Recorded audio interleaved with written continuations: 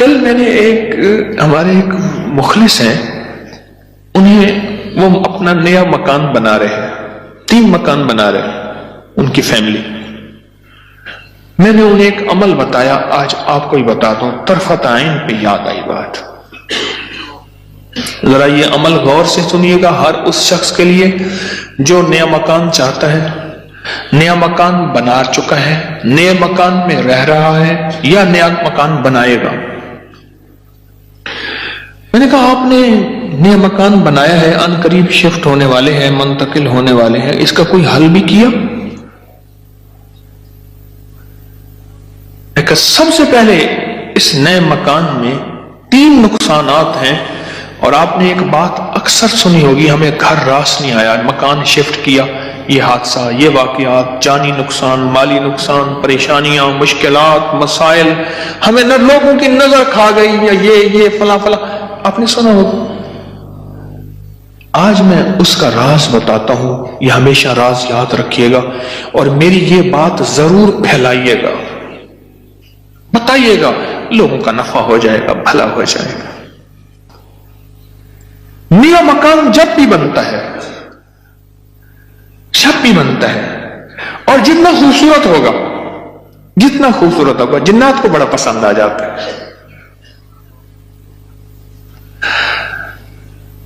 اب میں ایک صاحب نے مجھے ایک بات بتائی، وہ بات میں انہی کی زبان میں سناؤں گا، آپ وہ بات کی چاشنی بھی لے لیں، پھر میں بات مختصر کر کے بتاؤں گا. اما بالا کو قرآن پڑھیں دیا، یہاں تک سمجھ آئے گا؟ بچوں کو قرآن پڑھاتی تھی اما. تو ہم نے نیا مکان بنایا، اما نے یہ ڈٹھا، اما کہندی ون حافظ کوئی درخت دی ساوی لکڑ بھانا، چمک بھانا، شاخ توڑ کے لیا تازہ. اما تازہ چاک لو کے اوپر چڑھ گئی، نیت دی مار پوے، خدا خراب کر رہے، گلو سڑو، میرا گھر تک نظر یہاں، نکلو تم، نکلو. ارے اما ایسی دیواروں کو مار رہی، ایسی. ہم نے کہا یہ پتا تھا اما کے پاس جنات بھی پڑھتے ہیں، آتے بھی ہیں، اما جنات کا دم بھی کرتی ہے، ہدیے کھانے وغیرہ بہت آتے تھے ان کے گھر. میں نے بھی اما کو دیکھا ہوا تھا، وہ میری نانی اما کی بہن بنی ہوئی تھی، ایک دوسرے کو ہدیے دینے لینے کرنے. نانی اما کی طرف سے ہدیے تھوڑے جاتے تھے، ادھر سے زیادہ جاتے تھے کہ نانی اما کی جیب سے جاتے تھے، ادھر سے ہدیے آتے تھے، تو اتنے ہوتے تھے کہ وہ تقسیم ہوتے تھے. تو کہ نانی اما، میری اما نے نا مار مور کے ہانپتی کانپتی اما آ گئی، کہہ رہے بس نکل گئی. اما کیا ہے؟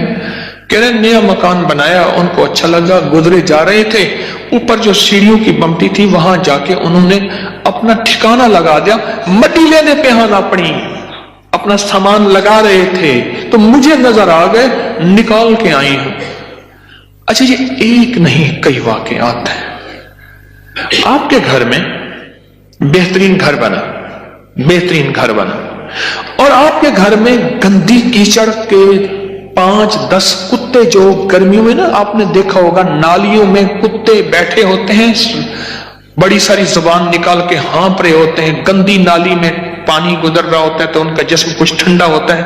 وہ گندی نالی والا کتا جب اٹھ کے نا اپنے بدن کو چھاڑتا ہے تاکہ کیچڑ وغیرہ، آپ کے گھر میں کتوں کا ریوڑ گھس آئے گندے، تو گھر میں کیچڑ ہوگی یا عطر کی بارش ہوگی؟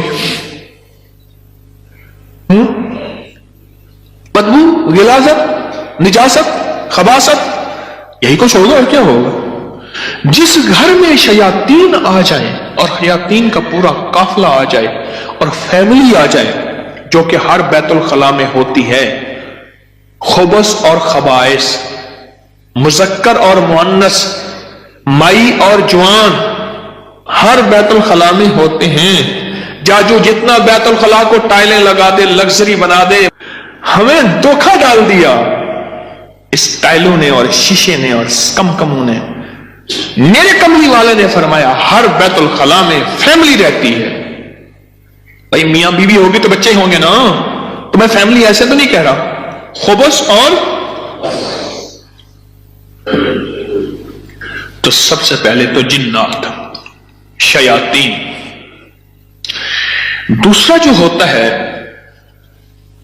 جو روگ لگتا ہے، دوسرا جو روگ لگتا ہے وہ خص مزدوروں اور لیبر کا روگ لگتا ہے. غور سے سنیے گا، کتابوں میں لکھا ہے اپنے دھوئیں سے اپنے پڑوسی کو تکلیف نہ دو. اگر تم نے کوئی مسالہ دار چیزیں، اسپائسی چیزیں، لذیذ چیزیں بنائی ہیں اور تمہارے پڑوسی کو یہ قدرت حاصل نہیں تو اس کو تکلیف نہ دو. پانی شوربے میں زیادہ ڈال دو، کچھ اس کو دے دو. اور کتابوں میں یہاں تک لکھا ہے کہ پھلوں کے چیزوں کے چھلکوں سے پڑوسیوں کو تکلیف نہ دو.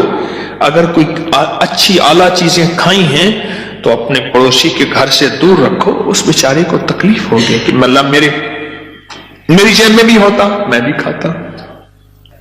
یہ جو غریب لیبر آتی ہے، بھئی لیبر تو غریب ہی ہوگی نا، مستری مزدور، ان کی نظر کھا جاتی ہے، ان کی نظر کھا جاتی.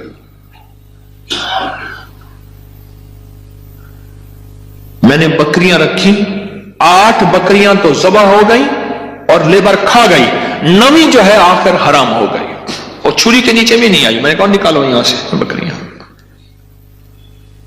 8 تو چھری کے نیچے آئی اور 9ویں جو ہے وہ خود حرام ہو گئی. اور تیسری اور آخری چیز، یہ میں آپ کو کہتا نا گھر راس نہیں آیا، یہ میرے پاس بہت واقعات آتے ہیں. اس کی نظر ہوتی ہے، لیبر کی ہوتی ہے. اور بعض بندے ایسے ہوتے ہیں، اب تو سائنس ایول آئی اور بیڈ آئی پہ جاؤ، میرا لفظ لکھو سوشل میڈیا پہ، نیٹ پہ، پتہ نہیں کہاں، فیس بک پہ، ایول آئی بیڈ آئی. اب تو پوری دنیا کی سائنس نظر بد پہ پاگل ہو چکی ہے. پہلے کہتے تھے یہ ان کی قصے کہانیاں ہیں. ارے میرے کملی والے نے فرمایا اور سائنس اس کی ریسرچ کو کہے سچ نہیں ہے تو ہو کیسے سکتا ہے؟ ہو کیسے سکتا ہے؟ حضرت علی کرم اللہ وجہہ کے فرامین بہت زیادہ نظر بد پہ، حسنین کریمین کے فرمان بہت زیادہ، آل رسول اصحاب رسول کے فرمان بہت زیادہ، واقعات بہت زیادہ، تجربات بہت زیادہ. اور تیسری اور آخری چیز انہیں میں نے بتائی کہ بعض اوقات ہم اپنے رزق کے حلال سے کسی سے سامان لیتے ہیں اور اس کا رزق مشکوک ہوتا ہے، اس نے کاروبار مشکوک رزق سے کیا ہوا ہے، اس سے میٹیریل لے رہے. غور سے سمجھے گا، باریک نقطہ ہے. ہم نے اس سے جو میٹیریل دیا وہ رزق مشکوک ہے اس کا. اس کی دلیل میں دیتا ہوں آپ کو. میں ایک بات کہا کرتا ہوں، آپ نے شاید سنی ہوگی کہ اگر میں محسوس کرتا ہوں میرا رزق مشکوک ہے تو اس مشکوک رزق سے کبھی روزے نہ رکھنا. میں آپ کو اکثر عرض کرتا ہوں کسی ایسے بندے سے جس کا رزق طیب طاہر حلال ہے اس سے ادھار لے لے. ٹھیک ہے، اس سے ادھار لے کر جس کا رزق طیب طاہر حلال ہے اس سے روزے رکھ اور اپنے پیسوں میں سے وہ ادھار چکا دے. رزق کا اثر ہوتا ہے. ایک بزرگ کہتے ہیں میں نے دعوت کھائی 1 مہینے تک میرے جی میں آیا کہ میں کوئی گناہ بدکاری کروں، صرف ایک دعوت کھائی تھی. واقعات یہ 3 عوامل ہیں، 3 فیکٹرز ہیں بڑے جو گھر کے اندر کہتے ہیں کہ گھر راس نہیں آیا. اس کا حل کرنا ہے صدقات، خیرات، اعمال، تسبیحات اور ذکر کے ذریعے.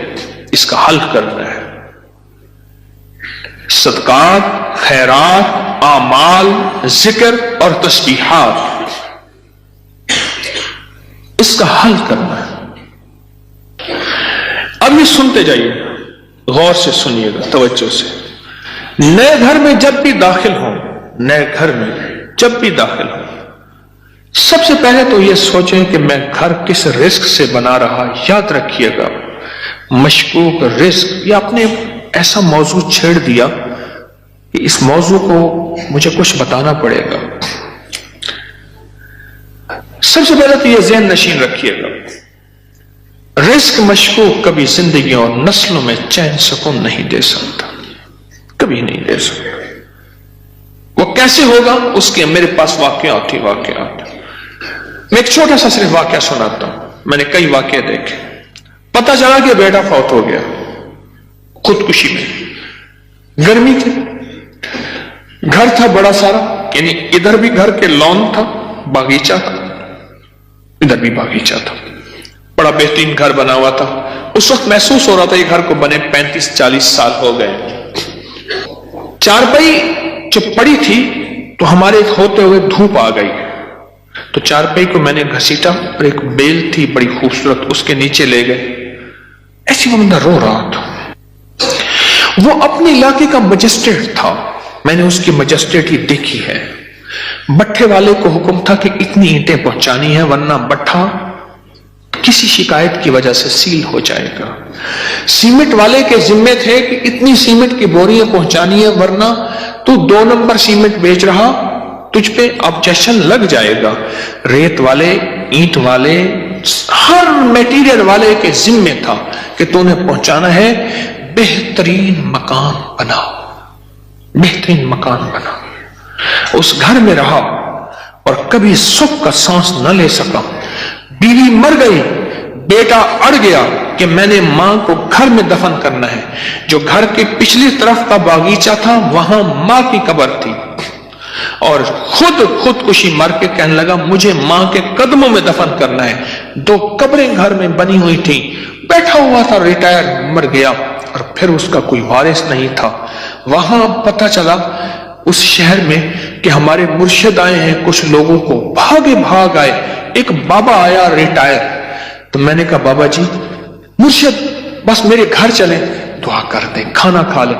میں نے کہا کس لیے؟ میری دعائیں ہوں گی؟ میں نے کہا ایک چیز پہ دعا دوں گا کہ اس بابے کی آپ نے خدمت کرنی ہے۔ تو خود بھی بابا ہے، اس کی خدمت کرنی ہے، اور اس بابے کی موت تک وہ بزرگ بابا، وہ بھی زندہ ہے، اس کی خدمت کرتا رہا اور وہ دعائیں دیتا رہا۔ میرے اپنے چھوڑ گئے کہ حکیم صاحب تو آیا، اور کسی کو خدمت پہ چھوڑ گیا کہ میری چارپائی دھوپ پہ پڑی ہوتی تھی، میرے اندر سکت ہی ختم ہو گئی۔ ایک بڑھاپے نے مارا، دوسرا غموں نے مارا۔ بڑا لمبا واقعہ ہے۔ سب سے پہلے رزق کے حلال نسلوں کے لیے راحت ہے، اور دوسری چیز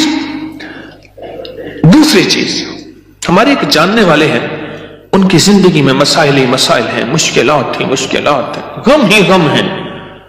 اس غم کو وجہ، الیکٹریشین آیا، تھوڑا سا کام کیا، اس کا ہاں تجھے پیسے دوں گا، بجلی والے کا، پلمبری والے کا، مرمت والے کا، کوئی کام ہے، دھوبی کا، فلاں کا فلاں، اس نے کہا پیسے دوں گا، اور اگر اس نے پیسوں کا اصرار کیا تو اس کو دھمکایا، ڈرایا۔